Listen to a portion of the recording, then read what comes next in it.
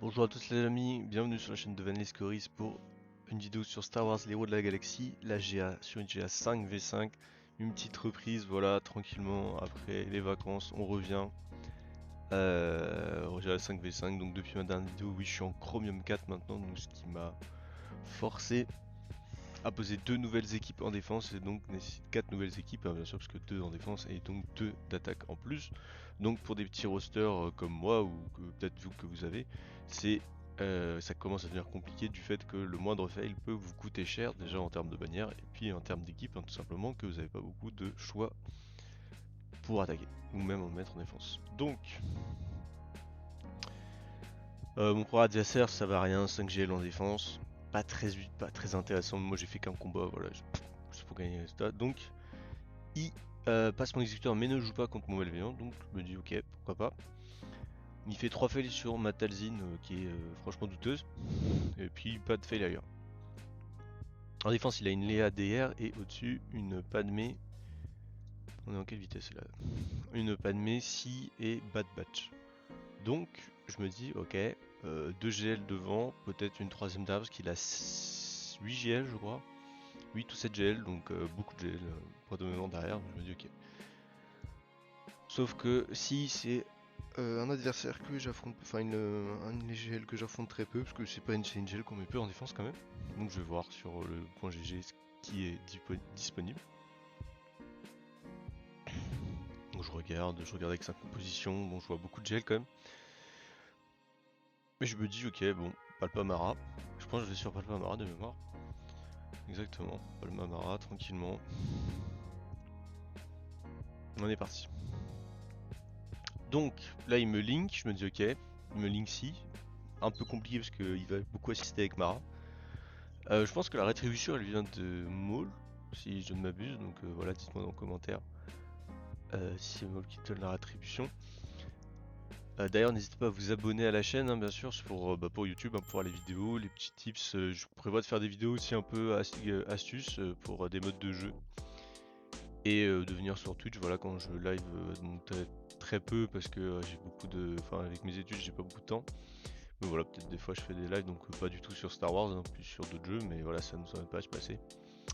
Et n'hésitez pas à utiliser le lien en description pour Instant Gaming, voilà, ça serait extrêmement gentil de votre part, et puis même pour vous, ça vous permet de faire de grosses économies sur les derniers jeux, des jeux que vous voulez acheter qui sont sortis il y a longtemps, c'est surtout ça les bonnes affaires. Des DLC, voilà, faites plaisir, des points pour des jeux, Valorant, League of Legends, Apex, comme vous voulez. Bref, on retourne, donc là, Leia, donc je passe en JML avec le Datacron Yoda, donc moi j'aime bien jouer Rex en premier, enfin quoi il y est bien sûr. Voilà, parce qu'il peut nous mettre la confusion, un peu embêtant.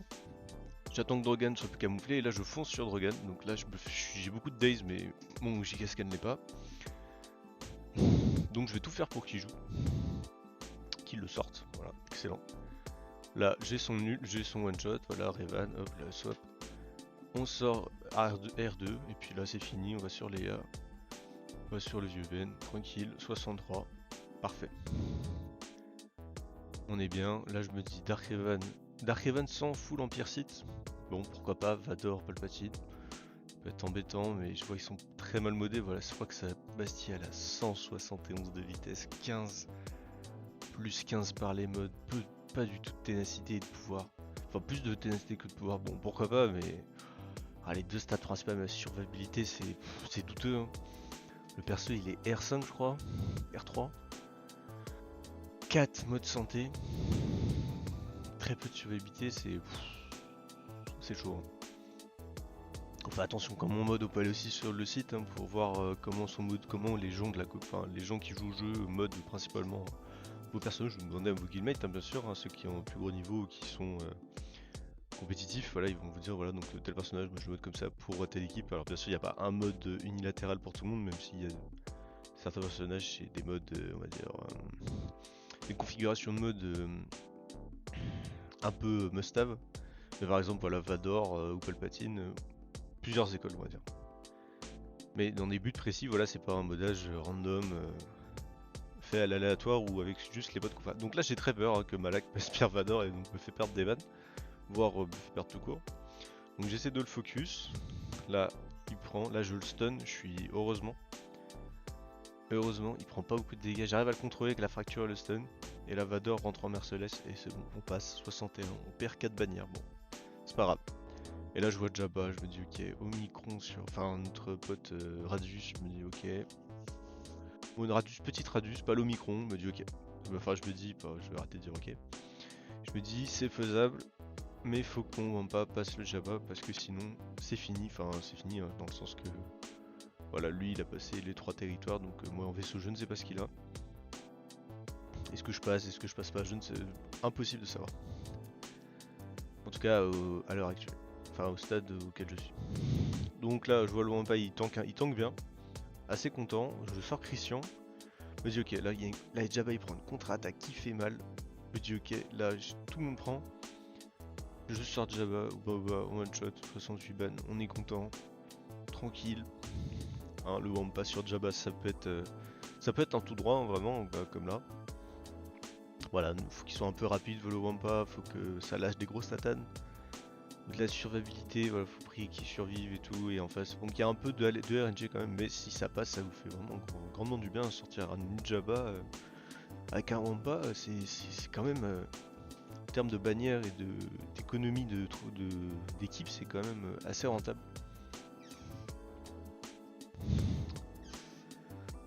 La MCC elle est sur Radius, donc tranquillement, voilà, on sort Radius. Donc j'ai préféré, je vais essayer de stun, en fait j'avais essayé de stun Jin, mais c'est pas passé.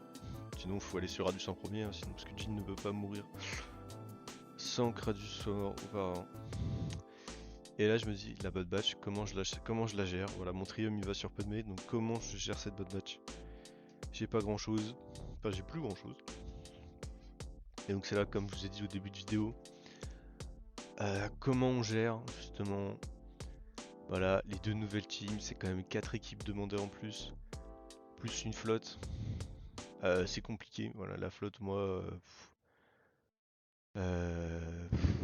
j'ai pas de flotte méta, enfin j'en ai qu'une, elle est en défense, donc en attaque, faut que je fasse avec ce que j'ai. Et donc là, pareil, donc là, je vois que mon vir c'est plus rapide, parce que voilà, les modes de douteux encore en face. Me dit si tant pis, je me dis soldat de l'Empire. Sauf que là, je me rends compte que je n'ai pas piette et que ça va me poser un problème. Car je ne vais pas stack de l'attaque. Les stacks de l'empereur, je crois que c'est l'attaque et quelque chose d'autre, je crois que la vitesse. Non enfin, en tout cas, j'arrive pas à faire le 30 TM dans tous les cas. Je descends 0 personnage. Donc là, je me dis peut-être qu'Ego va tomber, mais bon, compliqué. Mon DKT tape pas très fort, les que G12, il est des modes douteux. Et là, ça passe pas. Là, je me prends le stun. Voilà, étourdissement. AE de Hunter, c'est fini, au revoir. Donc je me dis, donc là, pas très rapide. Bon, bah, il me reste que les chasseurs de primes, hein, on va pas se mentir. Et là, heureusement, la cible, elle est pas sur tech. Si elle est sur tech, c'était la galère. Ce qui camoufle. Voilà, avec le boss, faut viser 10 fois. L'adversaire le plus faible pour débloquer la prime, elle est sur tech, c'est un enfer. Parce que notre ami Wrecker va prendre l'autone. Ils vont jouer, potentiellement me stun, me tuer Mando et là c'est fini. Donc j'arrive à sortir la prime. Voilà. Puis là c'est tout droit, hein, parce que en face, c'est pas rapide, c'est pas très fort. On a sorti déjà un personnage, donc là je peux pas faire autre chose parce que j'ai pas le bonus de dégâts critiques. Non là je l'ai, donc en fait je crois que le one shot de Mando il s'active que si on a un certain nombre de buffs au-dessus et si on n'a pas d'autres si on n'a pas certains debuffs. Donc là j'essaie de soigner mes bannières, voilà, parce qu'on me manquait quelques bannières, donc ça, on appelle Griff tranquillement, puis voilà, là c'est gagné. 45, on perd que les bannes du fail. La panne met tout droit.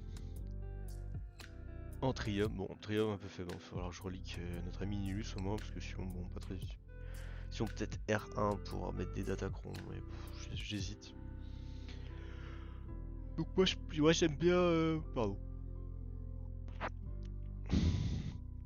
Moi j'aime bien isoler Padmé parce que ça évite le bonus de protop, etc. Même si avec le trium on va pas avoir beaucoup de bonus de on va pas générer beaucoup de bonus de protop.